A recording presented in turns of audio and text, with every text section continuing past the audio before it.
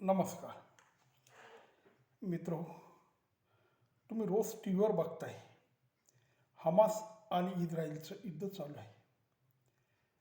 आता हमास आणि इस्रायलचं युद्ध का चालू आहे हे नीट समजून घेण्याच्या अगोदर हमास आणि इस्रायल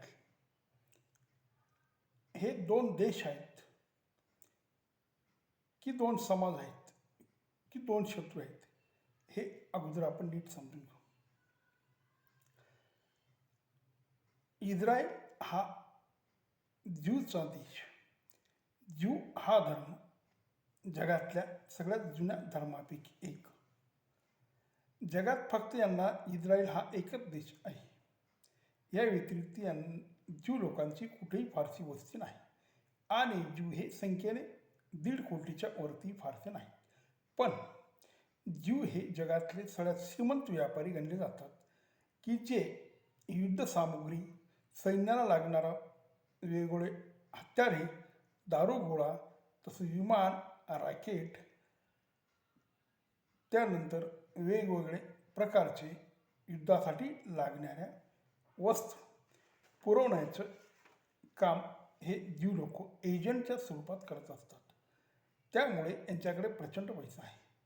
हे अमेरिका, इंग्लंड, जर्मनी, फ्रान्स या समृद्ध देशामध्ये हे व्यापारी फार मोठमोठी संपत्ती बाळगून आहेत. असा हा ज्यू पुरातन धर्म असूनही या ज्यूंची फार मोठ्या प्रमाणात परवड झाली. ही परवड अशी झाली मित्रहो, ज्यू लोकांनी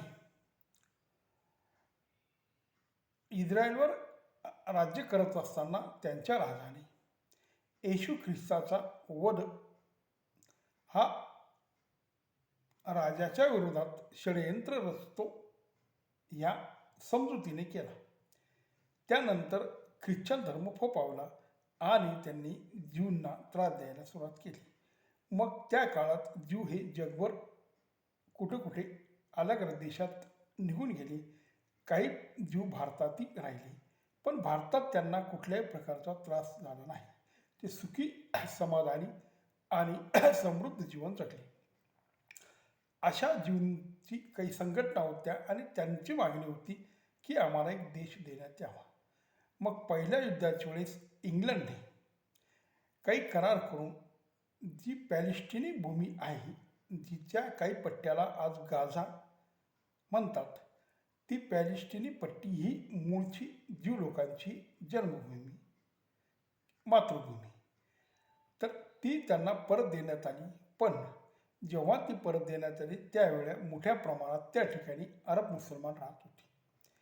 हे अरबांनी तीव्रतेने त्याला विरोध केला, पण सत्तेपुढे शहाणपण चालत नाही म्हटल्यावर ख्रिश्चन समाजाने मोठ्या प्रमाणात जे देश आहेत, जर्मन, फ्रान्स, इंग्लंड आणि अमेरिका यांनी ज्यू लोकांना मदत करून हा प्रदेश ज्यू लोकांसाठी बसवला आणि ज्यूंचं इस्रायल नावाचं एक छोटासा देश स्थापन झाला.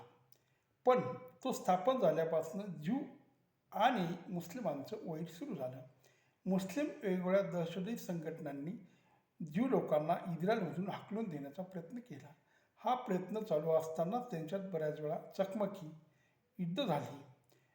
याच्यात 1967 फार मोठ्या प्रमाणात ज्यू आणि अरब मुसलमानांचं युद्ध झालं, पण त्यात अरबांचा पराभव झाला. त्यानंतर आजपर्यंत म्हणजे 2023पर्यंत हा प्रदेश थोड्याफार कुरबुर होऊन पण सुखाने नांदत होता. पण 7 जानेवारी ह्या दिवशी हमास या अरब संघटनेने की ती स्वतःला स्वातंत्र्य सैनिक समजते आणि पॅलेस्टिनी भूमी मुक्त करण्यासाठी प्रयत्न करते, त्यांनी अचानक इस्रायलवर हल्ला केला आणि त्यांच्या काही पवित्र सणाच्या दिवशी समुद्रकिनारी हे ज्यू धर्मी लोक उत्सव साजरा करत असताना त्यांच्यावर हल्ला करून त्यांच्या मोठ्या प्रमाणात कत्तली केल्या. ह्या दरम्यान ह्या कत्तली करत असताना त्यांनी म्हातारे लोक, स्त्रिया, लहान मुलं यांचा कुठलाही मुलायजा न ठेवता त्यांना काहींना ओलीत ठेवण्यात आलं, काहींना मारण्यात आलं, स्त्रियांची विटंबना करण्यात आली. असा प्रकार झाल्यावर ज्यू समाज खवळला आणि इस्रायलने युद्धाला सुरुवात केली. आज साधारण जवळजवळ एखादा महिना, एक 4-5 दिवस कमी होत आहे, पण हे युद्ध त्या दिवसापासून जे सुरू झालं ते मोठ्या प्रमाणात चालू आहे. यात इस्रायलने मोठ्या प्रमाणात हमासवर हल्ले करून, तसंच तिथल्या समाजावर, तिथल्या लोकांवर, तिथल्या इमारतीवर, तिथल्या दवाखान्यावर सगळ्या ठिकाणी मोठ्या प्रमाणात हल्ला करून हमासचा नायनाट करण्याचा प्रयत्न केला. पण हा नायनाट अजून तरी झाला नाही. पण यात बाकीचे अरब राष्ट्र मोठ्या प्रमाणात सहभागी होऊ लागले आणि त्यांनी इस्रायलला धमक्या द्यायला सुरुवात केली. अशा वेळेस अमेरिका इस्रायलच्या पाठीमागे खंबीरपणे उभा राहिला. तसंच युरोपियन देशांनी सुद्धा इस्रायलला पाठिंबा दिला. त्यात भारताचाही समावेश आहे. भारताने इस्रायलवर जो नृशंस पद्धतीने हमासने हल्ला केला त्याचा निषेध केला, पण त्याबरोबर पॅलेस्टिनी भूमीमधल्या लोकांसाठी, गाझातल्या लोकांसाठी भारताने काही मदती पाठवली. तर मित्रहो, हा जो दहशतवाद की ज्याला हमास स्वातंत्र्ययुद्ध म्हणतो आणि इस्रायल त्याला दहशत म्हणते, हा जो सगळा प्रकार आहे हा कुठेतरी कमी होण्यासाठी, हा कुठेतरी बंद होण्यासाठी अमेरिकेसारख्या प्रबल देशाने कसलाही प्रयत्न आजतक केला नाही. त्याच्यामुळे हे भांडण सतत चालू आहे. हे भांडण मिटवण्यासाठी काही प्रयत्न करायला हवा. पण ह्या ज्यूच्या पवित्र भूमीत वेलिंग वॉल, प्रेषित महमूदाचा स्वर्गाकडे नेणारा अल अक्सा मस्जिद आणि येशूचं जन्मस्थळ बेथलेहम, हे त्याचं मृत्यूस्थळ जेरुसलम, हे पवित्र ठिकाणं इस्रायलमध्ये असल्यामुळे या ठिकाणी ज्यू, ख्रिश्चन आणि मुस्लिम नेहमी दर्शनासाठी येत असतात. त्याच्यामुळे सतत हा जो दहशतवाद आहे किंवा हा जो अशांत प्रदेश आहे हा राहू नये यासाठी या तिघं समाजांनी खरं तर प्रयत्न करायला हवा. पण तसा प्रयत्न आजवर कोणी केला नाही. यासाठी पॅलेस्टिनचा जो प्रश्न असेल त्यासाठी जमिनीची सोय इस्रायलने करावी असे काही पत्रकार आणि विद्वानांचं मत आहे. तर ही जमीन त्यांनी कशी तयार करावी यासाठी इजिप्तचा सायनाय वाळवंट विकसित करत स्वतंत्र पॅलेस्टाईन राष्ट्र त्या ठिकाणी स्थापन करत हा प्रश्न कायमचा सोडावा आणि गाझापट्टीमधून ह्या सगळ्या लोकांना, अरबांना त्या ठिकाणी बसावं, त्यांना पाण्याची, राहण्याची, त्यांच्या उदरनिर्वाहाची वेगळ्या पद्धतीने सोय करून त्यासाठी जगभर मदत करायला हवा. तसं अरबांनीही मदत करायला हवी. सौदी अरेबिया, इराण, इराक यांनी हे सतत भांडण होण्यापेक्षा जर असा काही मार्ग शोधून काढला तर त्या ठिकाणी शांतता निर्माण होईल. पण या ठिकाणी महत्त्वाचा प्रश्न धर्माचा आहे. ज्यू वाटतं की अरबांनी आपली भूमी बळकावली आणि अरबांना वाटतं की ज्यूंनी आपली भूमी बळकावली. मुळात मोहम्मद पैगंबरांच्या धर्मस्थापनेपासून म्हणजे इस्लामच्या निर्मितीपासून हे भांडण अरबांचं आणि ज्यूंचं सतत चालू आहे. ते आजही 1400 वर्ष झाले तरी मिटायला तयार नाही.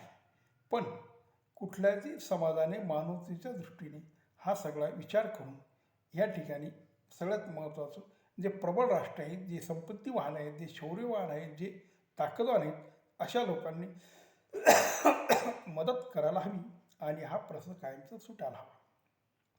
पण सगळ्यात महत्त्वाचं काही देश, काही समाज, काही संघटनांना हा प्रश्न कधीही सोडवायचा नसतो, कारण त्या प्रश्न सोडवण्यामध्ये त्यांचा फायदा असतो. आता बघा, आता ह्या ज्या संघटना आहेत, दहशतवादी संघटना ज्याला जगभर मान्यता दिली गेली, त्या संघटना स्वतःला स्वातंत्र्य योद्धा आणि देश वाचवण्याच्या संघटना असं म्हणतात. यात बरेचसे मुस्लिम संघटना आहे.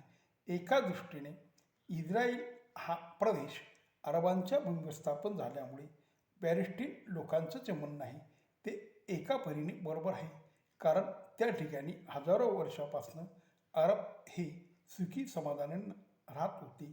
पण 1400 वर्षापूर्वी म्हणजे पैगंबराच्या जन्मानंतर इस्लामच्या उदयाच्या आधी या ठिकाणी ज्यू लोक मोठ्या प्रमाणात राहत होते आणि खरं तर ही ज्यूची भूमी होती.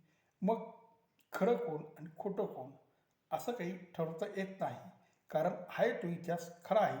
ही खरी ज्यूची भूमी काही कालानंतर ती अरबांच्या ताब्यात गेली आणि आज त्याच्यावर परत ज्यूंनी एक देश निर्माण केला. मग ह्या तंगणातून चांगल्या पद्धतीने काहीतरी निष्फळ करण्यासाठी अलग अलग देशांनी हा प्रश्न घेऊन आजच्या प्रगत काळामध्ये दहशतवाद बंद हवा आणि याची सोडवणूक व्हायला हवी. पण उलट दहशतवादाला खतपाणी घालत कुठेतरी हे न थांबता हे परत वाढत चाललंय.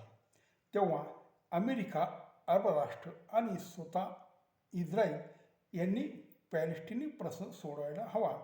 या देशांनी कायमस्वरूपी व्यावहारिक सगळ्यांना पटेल असा तोडगा काढत गाझावासी इस्रायल नागरिक सतत असुरक्षितच्या वातावरणात राहतात. ते वातावरण यांनी कमी करून किंवा नष्ट करून हे अलग जे प्रदेश आहेत, हा जो तंटा आहे हा व्यवस्थित मिटवून एक सुसंपन्न आणि सगळ्या समाजाला पटेल असा तोडगा काढत सगळ्या समाजाचं संरक्षण करत हा प्रश्न मिटवायला हवा. काय होतं काय, युद्ध सुरू झालं म्हणजे लहान मुलं, स्त्रिया, म्हातारे लोक यांचे खूप हाल होतात. खाण्यापिण्याच्या सगळ्या वस्तू मिळणं मुश्किल होतं, खूप त्रास होतो. सतत युद्धाचा, विमानाचा, घरघरचा आवाज ऐकून कानं बधीर होतात. त्यांचे राहण्याचे आश्रयस्थान नष्ट होतं. मोठमोठ्या बिल्डिंगा पाडल्या जातात आणि ह्या लोकांना उघड्यावर राहावं लागतं. त्यात कोणाची बहीण, कोणाचा भाऊ, कोणाचा मुलगा मारले जातात. हे सगळं खूपच अमानुष आणि अमानवी आहे.